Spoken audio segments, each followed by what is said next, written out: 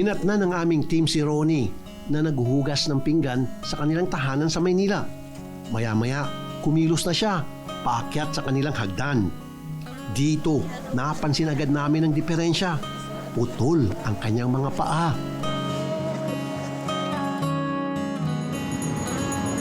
16 na taon nang nakakaraan, may mga paa pa si Ronnie. Naghahanap buhay siya bilang karpintero at welder sa probinsya. Dala ng kagustuhang umasenso, nagdesisyon si Ronnie na lumuwas pa Manila. Hindi pa po ako na-aksidente nung nasa province po ako work pa din ako ng kakarpentero din po, welder. That time na yun. Tapos yun nga po, mababa po yung sahod sa province po.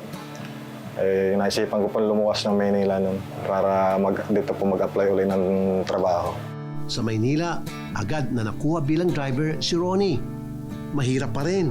Ngunit kahit papaano, naramdaman ni Ronnie na gumaan ang kanyang pasanin.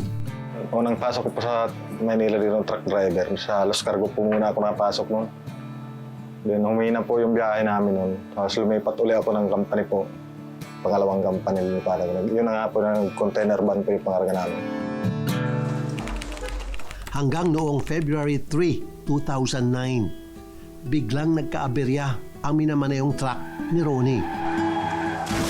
Pag-apply ko ng preno, wala po talaga, hindi na kumapit yung ano. Kaya tumuloy-tuloy po mulusok yung truck pababa po. Yung ginawa ko po, that time na yung rinampak ko na lang po Center Island para wala na po ako madamay na iba. Sa desisyon niyang magpakabayani, higit pa sa sugat at galos ang tinamo ni Ronnie.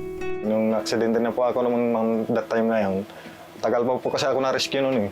Bago nadala sa hospital po nun, mahigit pa isang oras. Bago pa ako na-rescue. Din po nung dumating na yung ambulance, that time na yun, kala ko nga po wala po akong tinamong sa katawan ko eh. Kasi wala naman po akong wala naman akong gas-gas dito sa mukha, sa katawan. Talagang yung paalam po talaga yung daanan po. Naipit, nadurog po yung dalawa eh. Sinabi naman po agad sa akin ng doktor na wala na daw talaga pong pag-asang maibalik pa yung pako. Sa isang iglap, hindi lang isa, kundi 2 binti ni Ronnie ang naputol nang dahil sa aksidente. Agad napasugod sa Maynila ang mga kamag-anak ni Ronnie. Nung time na po yun, ma'am, nasa Bicol po kami. Tapos po, bigla na lang pong may tumawag po sa amin, taga East Avenue Hospital po, na sinabi po sa amin na nandoon na po nga yung kapatid namin sa hospital kasi na aksidente. Tapos po, nung nalaman namin, una pong nagpunta dito ako, sumunod po yung magulang ko. Sumunod naman po yung kuya ko. Ay pagdating ko po doon, nung nakita ko po siya na wala na nga po yung 2 paa niya. Sobrang iyak ko po nun dahil naawa po ako sa kapatid ko dahil ang taas niya talaga po nung nakita ko sa ospital ng parang 7 years old na lang yung pagkahigaan niya kasi na nga yung niya, paa niyang 2. Matapos maputulan ng mga paa, hindi pa nagtatapos ang kalbaryo ni Ronnie. Kinailangan pa kasi niyang magpalakas sa loob ng 2 buwan. Bumalik ng Bicol si Ronnie sa pag-asang makakapiling ang kanyang asawa at mga anak. Yun nga lang, May asawa naman po ako, kaso nung that time na na-aksidente po ako, nagkahiwalay po kami ng asawa ko. Nawalan po kami ng communication that time na yun eh. Hanggang po hindi ko nakakausap naman po yung asawa ko tapos yung anak ko. Siguro po kasi may panibagong pamilya din po siguro yun. ngayon, balik Maynila si Ronnie. Pinasok ang lahat ng pwedeng trabahuin kahit limitado ang kanyang kilos. Pero nung aksidente po, nung naka-recover na po ako, nagkaroon din po ako ng work nun. Sumingap din ako, nag-carpentero po, welder, nagagawa ng mga grills sa province. Then, pag wala pong tanggap na trabaho, focus din po sa mga appliances, nagre-repair po, kaayos din, shoes repair din po, so hindi sila makapaniwala. Na aksidente nga ako, nawalan ako ng paa. Tapos din siguro iniisip na nila baka hindi ikaw makapagtrabaho yung papa nila. Kahit papaano, gamay na ni Ronnie ang kanyang sitwasyon. Ang mga bagay na hindi kaya ng kanyang mga kamay at braso, ginagamitan niya ng mga upuang monoblock upang magparuot parito. Proud po talaga ako sa kapatid ko kasi unang-una po kahit wala na po siyang paa, talagang malakas po ang loob niya. Hindi po siya nawawala ng pag-asa na kahit ganyan po nga ang kalagayan niya, talagang hindi po siya sa amin na yung tuluyan na umasa.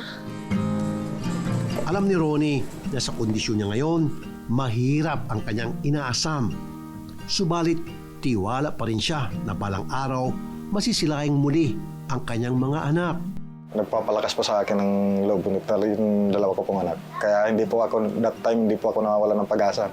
Tuloy lang po yung buhay. Hanggat may, sabi nga po yan, hanggat may buhay, may pag-asa po.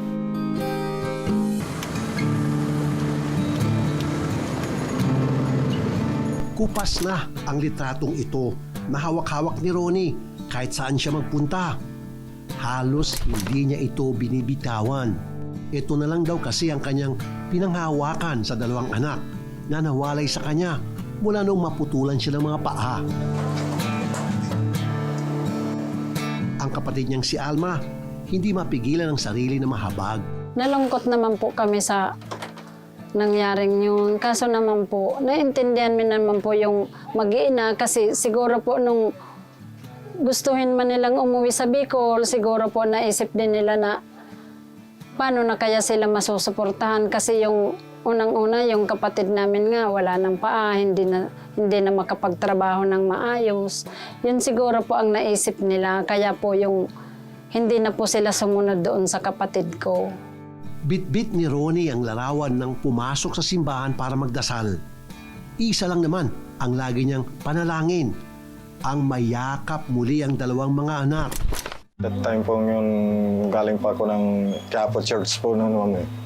Then pagkatapos ng mas po noon, paglabas ko ng simbahan, yung nga po naglakad-lakad na po ako. Doon na po ako duman sa gilid po eh. Para hindi nakakakuha ko maipit doon sa siksikan doon sa mga tao. That time na naglalakad po ako noon eh. Hindi ko naman po alam na may nagkukuha pa sa akin pula ng video po ng time na po yun.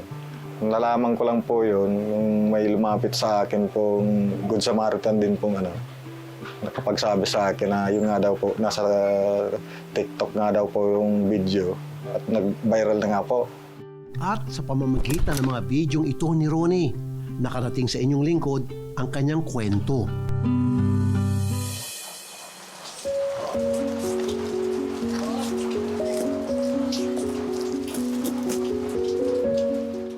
Maraming salamat po sa binigay niyo pong cash assistant po. Maraming salamat po, Sir Idol Rapitol po. Malaking tulong na po ito sa akin kasi maraming salamat po. God bless po. Bakas kay Ronnie ang saya sa bawat ayuda na ibinigay ng aming team. Ngunit aminado siyang mas gusto sana niyang ihiling ng tulong ang paghahanap sa kanyang mga anak. Para po doon sa anak kong dalawa po baka makita niyo ako sakali dito sa interview po sa akin dito sa TV5 po kay Sir Idol Rapitol po. Baka ito po yung way para makita ko po ulit yung dalawa kong anak.